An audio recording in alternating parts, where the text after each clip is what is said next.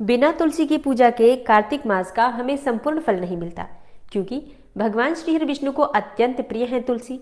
और तुलसी के बिना भगवान श्री हरि विष्णु भोग भी स्वीकार नहीं करते, चाहे हम 56 प्रकार के भोग बनाकर उन्हें अर्पित कर दें। तो ऐसे में भगवान श्री हरि विष्णु का जो इतना प्रिय मास है कार्तिक मास, इसमें तुलसी की पूजा भी उतनी ही आवश्यक मानी गई है जितना कि भगवान श्री हरि विष्णु की पूजा। तो आज की वीडियो में मैं आपसे शेयर करने वाली हूँ कि कार्तिक मास में तुलसी की पूजा किस प्रकार से करें कि भगवान श्री हरि विष्णु और माँ तुलसी दोनों की कृपा हमें प्राप्त हो जाए, संपूर्ण कार्तिक मास का फल हमें प्राप्त हो, और जिस भी कामना से माँ तुलसी की आप पूजा कर रहे हैं या भगवान श्री हरि विष्णु की पूजा कर रहे हैं, आपकी वो कामना पूर्ण हो। इसके लिए विशेष क्या करना चाहिए, ये संपूर्ण जानकारी आपको आज की वीडियो में मैं शेयर करने वाली हूँ। तो वीडियो बहुत महत्वपूर्ण है, पूरा जरूर देख लीजिए। अच्छी लगे वीडियो तो लाइक भी जरूर कीजिए, क्योंकि देखिए आपके लाइक्स, आपके कमेंट्स मेरे लिए बहुत महत्वपूर्ण होते हैं। यही एकमात्र जरिया है जिनसे मुझे पता चलता है कि आपको ये वीडियो अच्छी लगती है और आपके लिए ये वीडियो उपयोगी है। तो अगर वीडियो अच्छी लगे तो लाइक तो जरूर ही किया कीजिए। और अब जानते हैं कि कार्तिक मास में तुलसी की पूजा आपको किस प्रकार से करनी चाहिए। तो देखिए, वैसे तो पूरे वर्ष हम तुलसी की पूजा करते हैं, सुबह शाम दोनों समय पूजा करते हैं। वर्ष भर में ऐसा नहीं है कि हम किसी महीने में तुलसी की पूजा को छोड़ते हैं, मतलब हमेशा ही करते हैं। लेकिन कार्तिक मास में विशेष उसका फल हमें प्राप्त होता है। जो फल हमें पूरे वर्ष भर में नहीं मिलता पूजा का, उससे कहीं ज़्यादा फल मात्र कार्तिक मास में मिल जाता है। इसलिए कार्तिक मास में जो हम तुलसी की पूजा करते हैं, विशेष रूप से संकल्प लेकर करते हैं कि हे श्री हरि विष्णु, हे तुलसी माता, हम पूरे महीने में, पूरे कार्तिक मास में आपकी विधि पूर्वक पूजा करेंगे। आप हम पर कृपा करें। हम तुलसी की पूजा करते हैं तो तुलसी से प्रार्थना करते हैं कि भगवान श्री हरि विष्णु की कृपा हमें प्राप्त हो, और माता तुलसी की कृपा से भगवान श्री हरि विष्णु की भक्ति हमें प्राप्त होती है और मन वांछित फल की भी प्राप्ति होती है। चाहे धन प्राप्ति की कामना हो, संतान प्राप्ति की कामना हो, विवाह की मनोकामना हो, या सच्चे जीवन साथी की कामना हो, अच्छे घर वर की कामना हो, कोई भी आपकी कामना हो, मतलब जीवन की हर समस्या का समाधान तुलसी की पूजा से मिल जाता है और हर प्रकार की कामना तुलसी की जड़ में जल देने से पूर्ण हो जाती है। तो कार्तिक मास में जब हम सुबह जल्दी उठते हैं, ब्रह्म मुहूर्त में उठते हैं कार्तिक स्नान करने के लिए, तो स्नान करने के बाद पूजा जब हम करते हैं तो भगवान विष्णु की पूजा करते हैं, तुलसी की पूजा करते हैं, भगवान सूर्यदेव की पूजा करते हैं। विशेष रूप से ये 3 पूजा बताई गई है कार्तिक मास की। और सुबह और शाम दोनों समय हम पूजा करते हैं माँ तुलसी की। इसमें सुबह की पूजा विशेष होती है, क्योंकि सुबह हम ब्रह्म मुहूर्त में उठकर और जब कार्तिक स्नान करते हैं तो भगवान विष्णु की पूजा करते हैं और फिर माँ तुलसी की पूजा करते हैं। अब जैसे कि बहुत से भक्तों के प्रश्न आते हैं कि क्या पहले तुलसी की पूजा करनी चाहिए या फिर भगवान विष्णु की पूजा करनी चाहिए या फिर भगवान सूर्यदेव को जल देना चाहिए। देखिए, जब हम कोई भी पूजा पाठ करते हैं तो इतना अधिक संशय मन में नहीं रखना चाहिए। तुलसी में और भगवान श्री हरि विष्णु में कोई अंतर नहीं है। आप चाहे पहले तुलसी की पूजा करें या पहले भगवान विष्णु की पूजा करें, एक ही बात है, क्योंकि तुलसी की जड़ में सभी देवी देवताओं का वास माना गया है। विशेष रूप से जब कार्तिक मास आता है तो सभी देवी देवता तुलसी की जड़ में ही विराजित हो जाते हैं। तो जब हम तुलसी की जड़ में सींचते हैं, तुलसी में दीप दान करते हैं, तो सभी देवी देवताओं की कृपा हमें स्वतः ही प्राप्त हो जाती है मात्र तुलसी पूजन से। तो आप चाहे भगवान विष्णु की पूजा पहले करें या फिर तुलसी की पूजा पहले करें, कोई फर्क नहीं पड़ता, फल आपको समान ही प्राप्त होता है। ठीक है, तो इस बात को मन से निकाल दीजिए कि किस पूजा को पहले करना है। आपको जैसी सुविधा उपलब्ध हो, आप चाहे तो पहले भगवान विष्णु की पूजा कर लीजिए, फिर तुलसी में जल दे दीजिए, और इसके बाद आप भगवान सूर्यदेव को जल दे दीजिए। आप चाहे तो पहले सूर्य भगवान को जल दे सकते हैं, फिर विष्णु भगवान की पूजा करके तुलसी की पूजा कर सकते हैं। पूजा हमें करना है, बस ये ध्यान रखिए, फल एक समान ही मिलेगा, ये भी ध्यान रखिए। ठीक है, और अब जानते हैं कि कार्तिक मास में सुबह किस प्रकार से तुलसी की पूजा हमें करनी चाहिए। देखिए, सुबह के समय आप जल्दी उठ ही रहे हैं, उठकर स्नान कर लीजिए। स्नान करने के बाद आप चाहें तो पहले भगवान विष्णु की पूजा कर सकते हैं या पहले सूर्यदेव को जल दे सकते हैं और उसके बाद तुलसी की पूजा कर सकते हैं, या फिर पहले तुलसी की पूजा भी कर सकते हैं। तुलसी माता की पूजा के लिए आपको चाहिए जल, शुद्ध जल। अच्छा, एक और कार्य आप कर सकते हैं, जैसे कि हम पूरे कार्तिक मास में गंगा जल से स्नान करते हैं, गंगा जल मिश्रित करके स्नान करते हैं, उसी प्रकार से ऐसा कहा जाता है कि अगर हम तुलसी में गंगा जल सींचते हैं, मतलब तुलसी की जड़ को गंगा जल से सींचते हैं, तो मोक्ष की प्राप्ति हो जाती है। हमें ही नहीं, हमारे पितरों को भी मोक्ष की प्राप्ति हो जाती है। तो गंगा जल तो सबके पास ही होता है। आपको क्या करना है, एक पात्र लेना है, उस पात्र में पहले गंगा जल डालना है, फिर शुद्ध जल से भर दीजिए। अब ये जल आपको तुलसी की जड़ में सींचना है। इसके बाद चुटकी भर हल्दी तुलसी की जड़ में डाल दीजिए। फिर धूप, दीप, अक्षत, पुष्प इत्यादि जो भी चीजें आपके पास उपलब्ध हो, उन चीजों से माँ तुलसी की पूजा कीजिए। और हाँ, भोग अवश्य अर्पित कीजिए। कोई भी सामग्री आप भोग स्वरूप में अर्पित कर सकते हैं, जैसे कि मिश्री, बतासा, शक्कर, गुड़ या फिर कोई फल जो आपके पास उपलब्ध हो। थोड़ा सा भोग अर्पित कर दीजिए और इसके बाद एक दीपक जलाकर तुलसी की आरती कर लीजिए। आप चाहें तो मिट्टी का दीपक ले सकते हैं, धातु का दीपक ले सकते हैं, किसी भी धातु का, या फिर आटे का दीपक भी बना सकते हैं। तो आटे का या मिट्टी का दीपक अगर आप बनाते हैं तो प्रतिदिन आपको बनाना पड़ेगा, मतलब हर बार नया दीपक आपको चाहिए। इसलिए एक धातु का दीपक ले लीजिए, प्रतिदिन उसे ही प्रज्वलित करके और धूप दीप कर लीजिए, फिर धोकर अगले दिन फिर प्रयोग कर सकते हैं। और अब जैसे कि बहुत से भक्तों के प्रश्न आते हैं कि हम बाती कौन सी प्रयोग करें।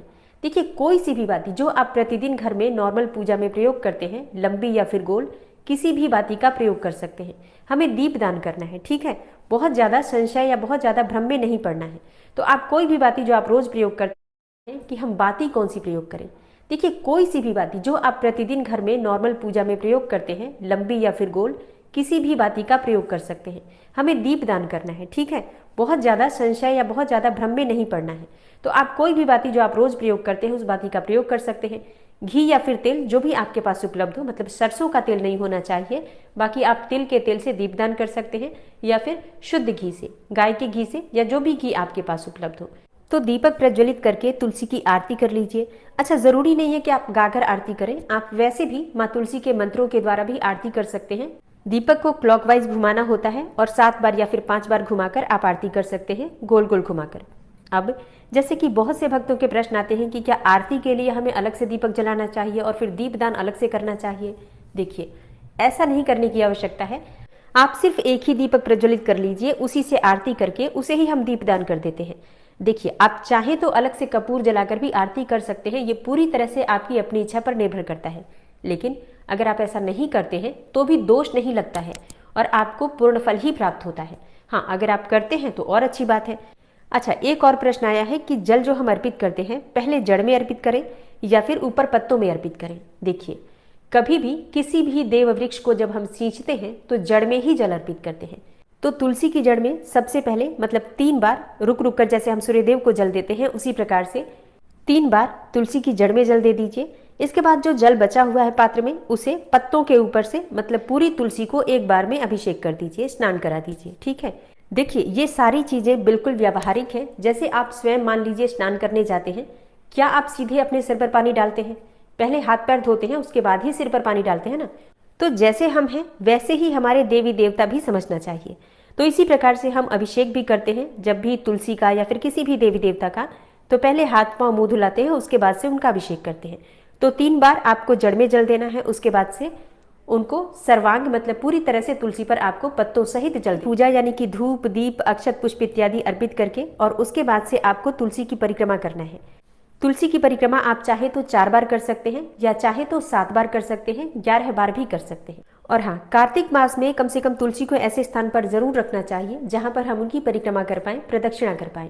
लेकिन अगर आपके पास इतनी जगह नहीं है कि आप तुलसी की परिक्रमा कर पाएं, तो जिस स्थान पर खड़े होकर आप जल दे रहे हैं उसी स्थान पर खड़े होकर और क्लॉकवाइज घूमकर आप परिक्रमा कर सकते हैं, जितनी बार भी करना चाहते हैं।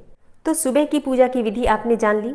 आप अपनी इच्छा के अनुसार मंत्रों का जप कर सकते हैं। अगर आपके पास समय है तो तुलसी के पास बैठकर, या तुलसी के पास ही बैठकर आप चाहें तो कार्तिक मास का महात्म्य सुन सकते हैं, कथाएं सुन सकते हैं।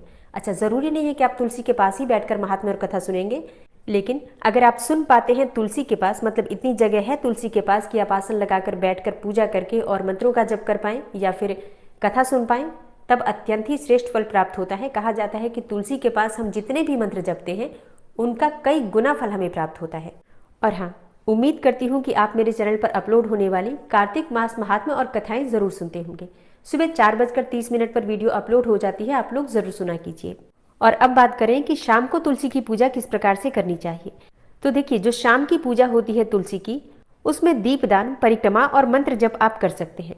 शाम को संध्या होने के बाद, यानी कि सूर्यास्त होने के बाद जल नहीं अर्पित करना चाहिए। तो शाम की पूजा में सिर्फ आपको दीपदान करना है, परिक्रमा करना है, मंत्रों का जप आप चाहे तो कर सकते हैं, और इसके साथ ही आप चाहे तो वहीं बैठकर कथा कहानियां सुन सकते हैं। अच्छा, जैसे कई भक्तों के प्रश्न आते हैं कि क्या हम शालिग्राम की पूजा तुलसी के साथ कर सकते हैं।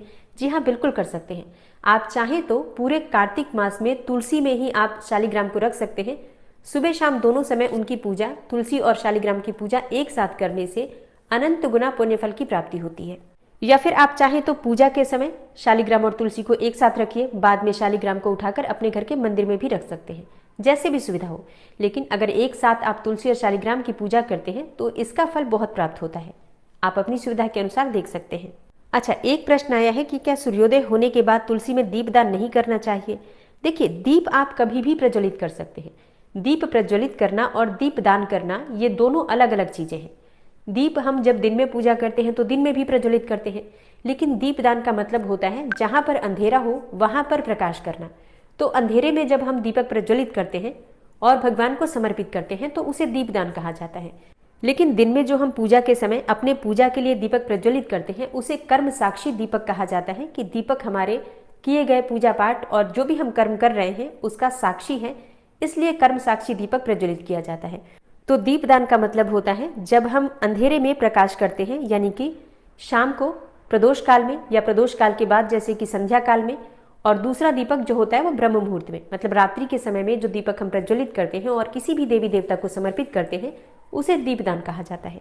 और हाँ, कार्तिक मास में दीपदान कहाँ करना चाहिए, कब करना चाहिए, किस प्रकार से करना चाहिए और कहाँ दीपक प्रज्वलित करने से किस फल की प्राप्ति होती है, इसकी वीडियो अभी थोड़ी देर में आपको मिल जाएगी, उसे जरूर देखिएगा। किस कामना से आप कौन सा दीपक प्रज्वलित करें, ये मैं आपको उस वीडियो में शेयर करने वाली हूँ। तुलसी पूजा से संबंधित आपका अगला प्रश्न है कि रविवार को हम तुलसी की पूजा कार्तिक मास में कैसे करें। देखिए, कहा जाता है, मतलब ऐसी धार्मिक मान्यता है कि रविवार के दिन तुलसी की पूजा नहीं करनी चाहिए। तो देखिए, रविवार के दिन आप जल मत अर्पित कीजिए, लेकिन दीपदान जरूर करना चाहिए। रविवार हो या फिर एकादशी के दिन भी हम दीपदान जरूर करते हैं तुलसी में, चाहे जल ना भी अर्पित करें तो भी आपको दीपदान जरूर करना है। प्रत्येक रविवार को शाम के समय या फिर सुबह दीपदान जरूर कीजिए। और अगला प्रश्न है आपका कि सिंदूर हम कब लगाएं तुलसी में। तो देखिए, कार्तिक मास में देव उठनी एकादशी के दिन तुलसी का शालिग्राम के साथ विवाह कराते हैं और उसके बाद हम उसी दिन सिंदूर लगाते हैं तुलसी को।